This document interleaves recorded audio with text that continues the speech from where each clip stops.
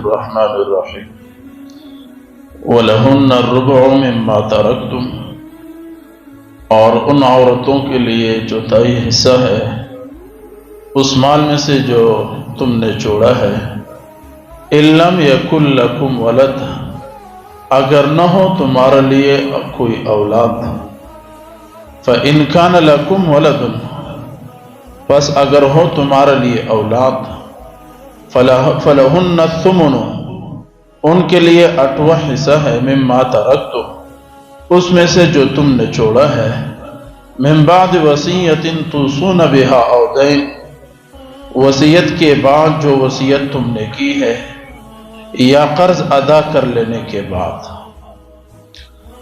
سورۃ النساء کا آیت نمبر 12 کا دوسرا حصہ ہے۔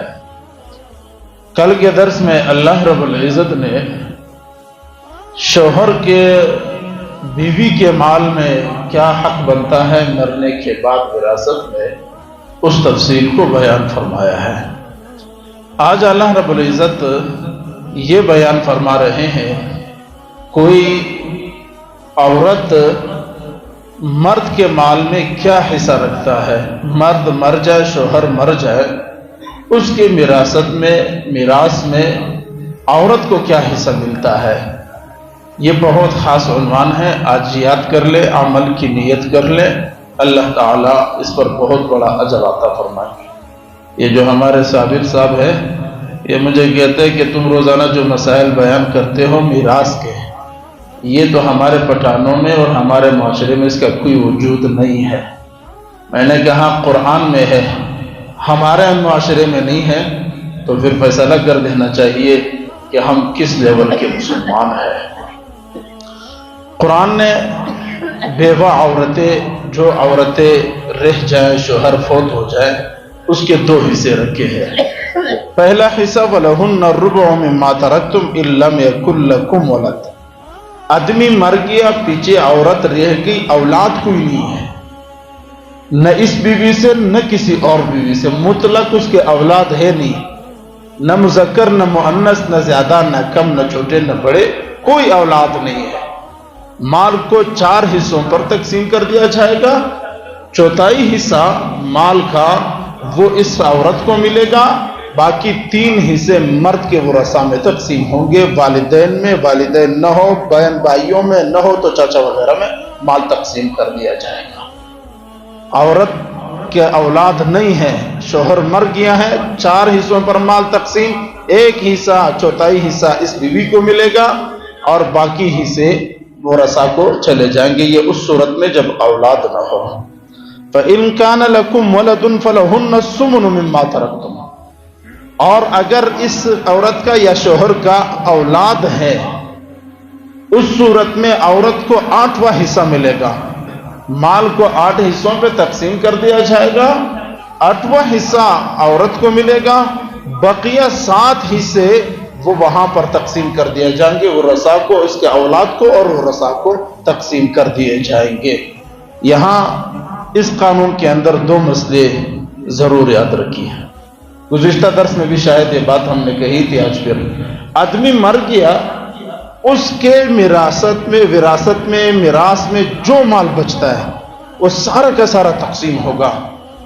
کسی کو باپ دادا نے جائیداد دی، وہ بھی میراث شمار ہوگا، کسی نے اپنی محنت سے پیسے کمائے وہ بھی شمار ہوگا، اور کسی کو تحفے میں کوئی چیز ملی تھی، گاڑی بنگلہ یا کوئی بھی چیز ملی تھی، وہ بھی میراث میں شمار ہوگا۔ یہ یاد رکھیے، یہ کوئی تخصیص نہیں ہے کہ یہ تو میرے کو فلان نے دی تھی، یہ تو فلان نے اس کو دی تھی، یہ تو فلان کے، جیسے آج کل ہمارے معاشرے میں بنتا جا رہا ہے، یہ تو اس کا میراث نہیں، یہ تو دادا نے دیا تھا، ابھی یہ مالک تھا، یہ مر گیا، یہ میراث شمار ہوگا، دادا نے دیا، جس نے دیا، اس نے اپنی محنت سے کمائی تو جائیداد میں میراث میں نہیں ہوگا، نہیں جی، اس نے اپنی محنت سے کمائی تب بھی جائیداد میں یہ میراث بنے گا۔ اور اسی طرح کسی نے کوئی گفٹ وفٹ دی، تحفہ ہدیہ دے دیا، وہ بھی تقسیم میراث کے اندر شامل کر دیا جائے گا۔ یہ قانون اچھی طریقے سے ذہن میں رکھیے۔ دوسرا مسئلہ جو یہاں پر ہے، اور وہ ان لوگوں کے لیے خطرہ ہے جن کے 3-4 بیویاں ہیں، 1 حصہ ملے گا عورت کو، یاد رکھیے، چوتھائی حصہ 1 حصہ، پیچھے عورتیں 3 ہو یا 4 ہو، سب میں ایک ہی حصہ تقسیم ہوگا۔ اب ایسا نہیں ہے کہ 2-3 چوتھائی بنائیں گے اور ہر ایک کو دیں گے۔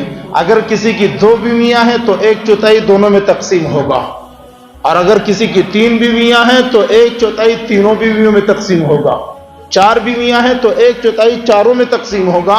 یہ ایسا نہیں ہے کہ ہر ایک کو الگ الگ چوتھائی حصہ ملے گا۔ یہی حال ہے 8ویں حصے کا، اگر اولاد ہے تو 8واں حصہ ملے گا۔ تو 8ویں حصے کا بھی یہی قانون ہے، 1 بیوی ہے تو 8واں حصہ اس کا اکیلا ہے، اور اگر 2 بیویاں ہیں 8واں حصہ دونوں میں تقسیم ہے، اگر 3 ہے تو 8واں حصہ تینوں میں تقسیم ہے، اور یہ اس طرح تقسیم ہوگا۔ یہ قرآن کا قانون اور قرآن کا فلسفہ اور اسلام کا ہے۔ ایک اور مسئلہ یہاں پر بہت ضروری ہے، عورت کو طلاق ملی تو پھر کیا حالت ہوگی؟ یہ بہت خاص مسئلہ ہے۔ عورت کو طلاق ملی، اس کے 2 صورتیں ہیں۔ طلاق 3 قسم کے ہوتے ہیں۔ طلاق رجی، یہ بحث ہم پہلے دوسرے پارے کی تفسیر میں ہم کر چکے ہیں۔ طلاق رجی جو 1 طلاق کا ہوتا ہے رجوع کر لینے سے۔ طلاق بائنہ 2 طلاقیں ہوتی ہیں، اس میں نکاح کے بعد واپس بھی بن جاتی ہے۔ اور طلاق مخلصہ 3 طلاق، اس کے بعد عورت بالکل یہ حرام ہو جاتی ہے۔ اگر کسی نے عورت کو 2 طلاقیں طلاق بائنہ دی یا 3 طلاقیں طلاق مخلصہ دی، ایسے صورتوں میں عورت کو شوہر کے میراث میں کچھ نہیں ملے گا۔ اور اگر عورت کو 1 طلاق ملی، طلاق رجی یعنی جس میں رجوع ہو سکتا ہے، اب عورت عدت کے اندر ہے، یہ شرط یاد رکھیے گا، عورت عدت کے اندر ہے، 3 مہینے یا 3 حیض جو آتے ہیں، عورت عدت کے اندر ہے تو شوہر کے میراث میں اس کے یہی حصے ہیں۔ اور اگر عدت گزر گئی تو طلاق رجی میں بھی عورت کا کوئی بھی جو ہے میراث کا حصہ نہیں بنتا۔ گویا کہ طلاق کے اندر یہی بات ہے کہ طلاق رجی عدت کے اندر ہو، شوہر کے میراث میں حق ہے۔ طلاق بائن 2، طلاق مخلصہ 3، اس صورت میں عورت کا کوئی حق نہیں بنتا ہے۔ یہ قانون ہے عورت کے میراث کا، جو مرد کے میراث میں عورت کا حصہ بنتا ہے۔ آگے اللہ رب العزت فرماتے ہیں من بعد وصیۃ توصون بہا او دین، پھر وہی بات، قرض ادا کرو، وصیت ادا کرو۔ ہر تقریباً 3-4 مرتبہ اللہ نے تکرار کر دیا۔ اس کا مطلب یہ ہے کہ میراث کے اندر جو ہر سب کچھ سے پہلے اور بالکل پختہ اور مکمل قانون ہے وہ قرض اور وصیت۔ میں نے کسی کتاب میں پڑھا ہے، واللہ عالم، کتاب میں نے پڑھا وہ یہ ہے، آدمی مر گیا، اس کے ذمے قرض تھا، فرشتے بھی حساب و سوال و جواب نہیں کرتے، اور اللہ بھی رحمت متوجہ نہیں کرتے، اور اللہ اس قبر پہ نظر رحمت نہیں فرماتے جس کے اوپر قرض ہو۔ پیچھے رہنے والے اس کا قرض جب ادا کرتے ہیں تو اللہ رب العزت اس کو معاف فرما دیتے ہیں۔ اللہ تعالی عمل کی توفیق عطا فرمائے۔ خلا